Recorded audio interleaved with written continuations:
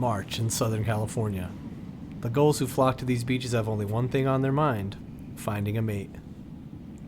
But for one of them, it's not going to be easy.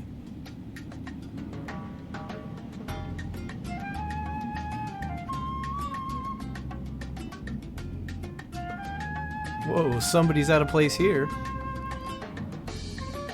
Looks like these Galapagos gulls are going to get first pick of the females. Looks like the back of the bus again for our dark hero. None of these fuzzy-haired gulls were his type anyways. He had all but given up until this young lady arrived. Guess she's looking to disappoint her parents. They size each other up. Standing on one leg, the female signals her interests. Niggerbird raises his leg in response, and in the bird world, that means let's bone.